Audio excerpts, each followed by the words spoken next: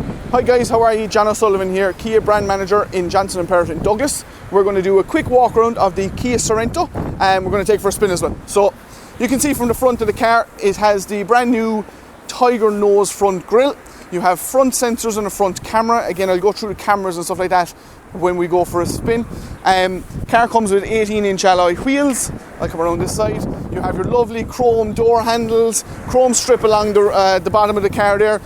Much bulkier lines. Car looks just a little bit bigger than the previous model. There's 822 litres of space in the rear of the car, so it should open. That's your smart power tailgate. So once the seats are up, it's 822. We have a lovely button here which is very handy. Press that button there, drops all the way down to give you 2011 litres of space, and your controls are here then for closing it again. There's 7 USB cables in the car, so one for nearly everyone, one for each seat. I just want to show you some of the functionality of the seats here. So if you want to come in there and just have a proper look at that button, so we press this button here and it'll bring the seats forward for you. Just a lot easier to get access to the car, and then you can pop it back too. Another small feature in the car, you can see on the passenger side, the driver can actually control the seat from that side. And the previous model, the controls used to be on the opposite side, so there's no way for the driver to do anything with it. Car comes with front and rear heated seats. You've got your cream and black sports leather interior, and we'll go through some of the features in the car when we're out for the drive. So we are driving the Sorento 7-seater. This one is the K4 model, as I've said, so with the sunroof. Upgraded 18-inch alloy wheels. I've been through all that. So it's an 8-speed DCT automatic. So it only comes in automatic transmission. It's 2.2 diesel. There will be a plug-in hybrid coming, but right now all we've got is the diesel. So that would have been traditionally what the Sorento would have come in, but not in automatic. It would have been in manual only. So this is the smoothest car I have ever driven. It's like you're floating, he says as he jumps around the place. Spec wise, K4 model, highest spec available. You can see the dash, you can see, first off there, we go to indicate. Most high-end cars will come with blind spot warning. So you'll get a little indicator up there, which is handy. If there's a car in your blind spot and you go to indicate, it'll alert you there.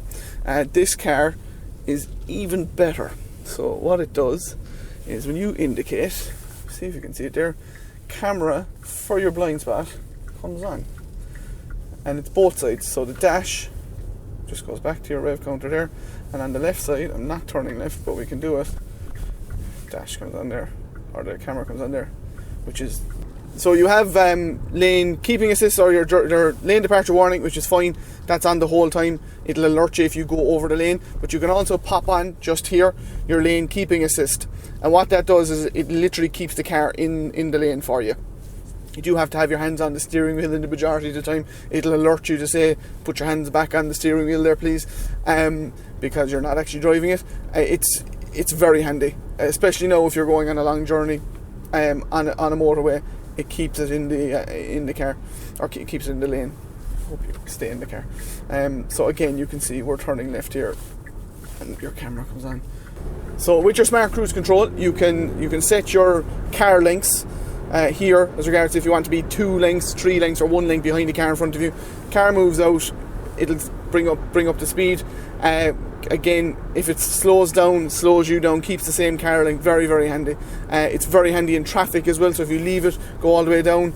Once we stop here, if a car goes to take off and you are not moving, it'll tell you to move. So hopefully we'll check it here now in a second. Hopefully the lights will change, because this could be an awkward lull. So what I'm going to do is I'm going to actually wait and not move when the car in front of me moves, and we'll see, will it tell me. Pretty sure it will. So we stop. Leading vehicle is driving on. Come on, move. You're causing traffic to hold up. Very, very good. Never seen that again. Or never seen that in something else. Nice feature. Means that traffic will move, which is great.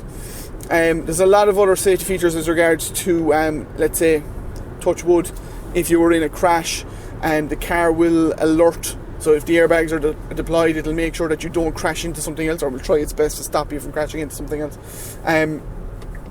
Just a small safety feature that you also have your forward emergency brake. So if a car is jamming on the brake here and you're looking at a camera or something like that, and not paying attention to the road, it'll alert you, and if you don't react, then the brakes will come on as well, which is good.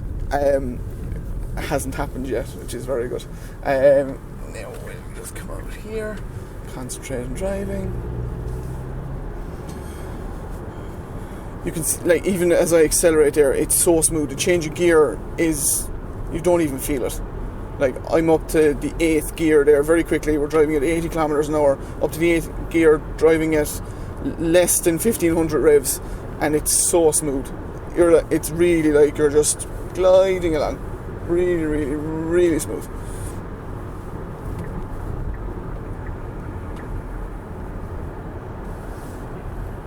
Couple other interesting features here.